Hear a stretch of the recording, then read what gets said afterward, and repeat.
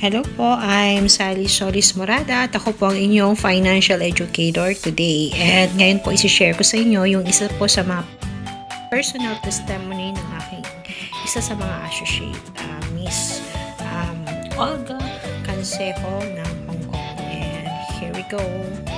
Tonight, and yun po aming dalawang associates sa aking team, si Ma'am Olga Pagiga ng Hong Kong at si Sir Joel ng Tabuk KSA.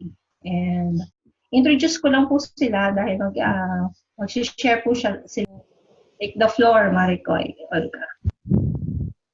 Okay, thank you very much sa Ma'am Sally Morada. Bago po ang lahat, magandang hapon, gabi po sa ating lahat. Ako po si Mrs. Olga Canseco from Hong Kong, isang OFW po. Pero bago po ako dito sa Hong Kong, OFW na po ako sa Jordan ng 5 years. Tagal na rin. Tapos, bago ko nakilala si IMG, siguro ako yung kakaiba sa lahat ng istorya bago nakilala si IMG. Kasi yung iba po, lagi kong naririnig na from spender to saver sila. Ako naman po ay kakaiba. Pero hindi po ito MMK. I'll just make the story short para madali lang po. Bago ko po nakilala si IMG is baon po ako sa utang. Bakit? Hindi po ako materialistic, hindi po ako gasturera talaga. Pero, nabaon po ako sa utang dahil sa pagsubok sa buhay. Namatay po ang father ko na napakasakit po dahil nasa malayo ako. And that time po talagang hirap na hirap ako. Kasi dalawa yung college ko. Tapos, ako lang po yung malakas kumita ng pera. And then, ayun nga po, namatay siya. Tapos alam ng mga kapatid ko na walang-wala talaga ako. So sinabihan nila akong mag-practical na lang daw ako. No need na umuwi. Na ililibing yung tatay ko na kahit wala ako. Doon po ako nagwala kasi bunso ako. Sabi ko, kahit mabaon ako sa utang, uuwi ako, antayin niyo ako. So, yun nga, inantay nila ako. So after that, sumunod na naman na pagsubok sa aking buhay is nanganak po ang aking panganay na anak na during her labor time, na taon na na-dengue siya and then na semi-clamsia siya, pero hindi po nila sinabi sa akin.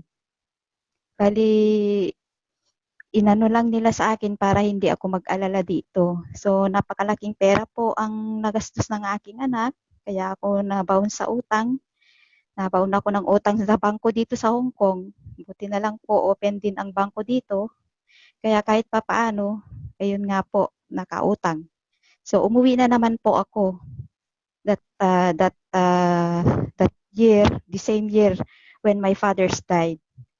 And then after 1 year po, sunod-sunod po talaga pero ayaw kong umiyak. Sunod-sunod yung pagsubok sa akin. September po, year 2016, namatay na naman po ang kuya ko. So need ko na namang umuwi. Umuwi na kailangan ako yung mag-handle ng pamasahe ko, na may dalawa akong college.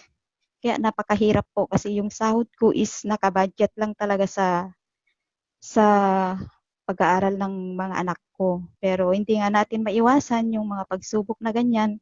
Kaya ayan po, dyan po ako nabaon sa utang. So, nung isa rin akong online business po, na ano rin ako sa N-word, inaamin ko po malaki rin pong tulong sa akin yan.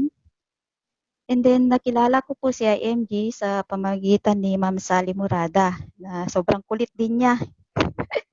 Kinukulit niya talaga ako na talagang pinupush niya ako na mag-join na. Pero marami talaga akong alibay sa kanya.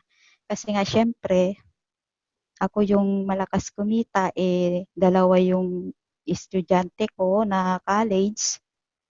Tapos may apo pang naggagatas, need mong bilhan ng gatas, diaper, kasi nga yung ina naman is single mom. So bilang ina, kailangan mong tulungan. So, iyan po, nakilala ko si IMG. Then marami talaga akong alibay kay Maricoy, pero wala siyang sawang nagsisend ng video sa akin na ayun nga, panuorin mo ito. Although na pinapanood ko naman, pero sa totoo lang nakakatulugan ko po talaga. Minsan nga naiinis na rin ako sa sarili ko dahil gusto ko rin mapag-aralan talaga ang tungkol kay IMG. Pero talagang nakakatulugan ko po.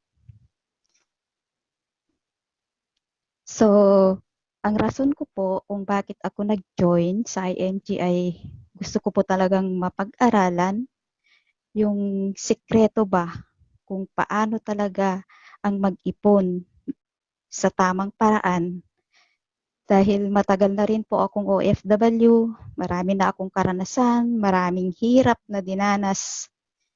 Kaya gusto ko siyang pag-aralan at i-goal ko talaga na yung hirap na naranasan ko noong bata hanggang ngayon ay sana maputol na sa akin. Na gusto ko pong pag-aralan talaga yung proper way ng pag-save. Kung maaga si IMG, edi nakapagpatayo na rin sana tayo ng solid financial foundation na meron tayong tinatawag na emergency fund na sana ngayon ay magagamit na natin sa krisis na ito.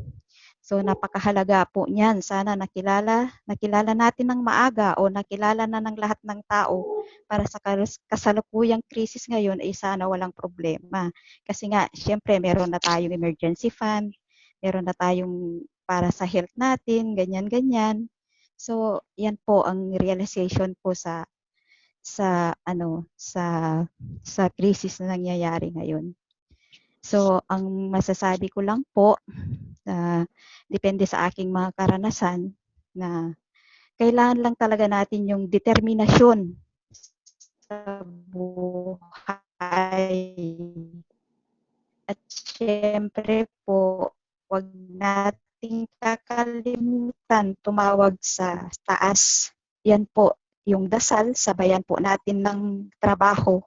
Yan po.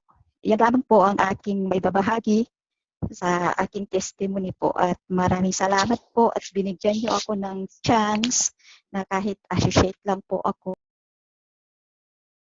Hope meron po kayong mga natutunan sa kanya pong inilahad ngayong araw na ito, at sana po kapulutan po natin ng aral, at kung gusto rin nyo pong mag-aral at maalaman ang aming mga tinuturo dito sa IMG, mag-message lang po kayo sa akin, at kayo po ay aking tutulungan at i-guide ko din po kayo para kayo ay makapagbuo ng inyong solid financial foundation para po sa isang mas magandang future para sa ating sarili, hindi lang po sa ating sarili kundi para sa ating pamilya. So, yan po ang ating sikreto para po tayo ay mas gumaan ang buhay at ma-build po natin ang ating financial foundation.